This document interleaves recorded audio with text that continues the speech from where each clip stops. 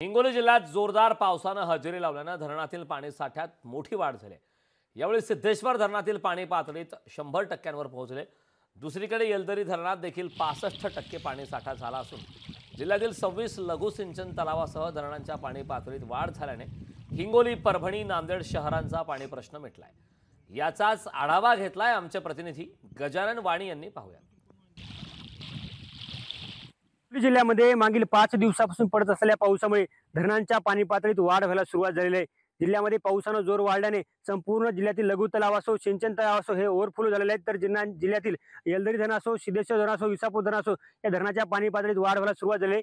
मी सध्या हिंगोली आणि परभणी जिल्ह्याच्या सीमेवर असलेल्या येलदरी धरणा परिसरामध्ये बघू शकता की हे येलदरी धरण आहे आणि या धरणामध्ये मागील 8 दिवसापूर्वी केवळ 40% पाणी साठा होता। मात्र 8 दिवसानंतर जे आहे ते जिल्ह्यामध्ये पावसाचा जोर वाढलेला आहे आणि त्यानंतर या धरणामध्ये सध्या आता 65% पाणी साठा आहे। त्यात या धरणावरून जे दुसरीकडे सिद्धेश्वर धरण आहे हे धरण 100% भरलेलं आहे आणि महिनाभरापूर्वी हे धरण जे आहे ते मृतावस्थेत होतं। या धरणामध्ये केवळ 0% पाणी साठा होता। मात्र महिनाभराच्या नंतर या धरणामध्ये सध्या 100% पाणी साठा झालेला आहे।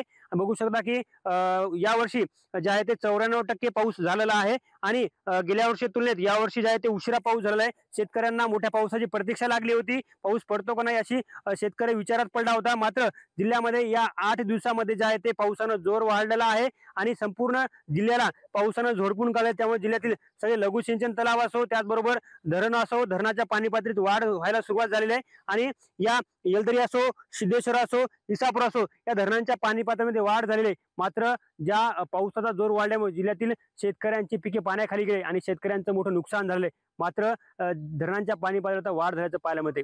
कॅमेरामन राजेश सोबत गजानन वाणी, लोकशाही मराठी, हिंगोली। लोकशाही मराठी ऐका, पहा, जागरूक रहा।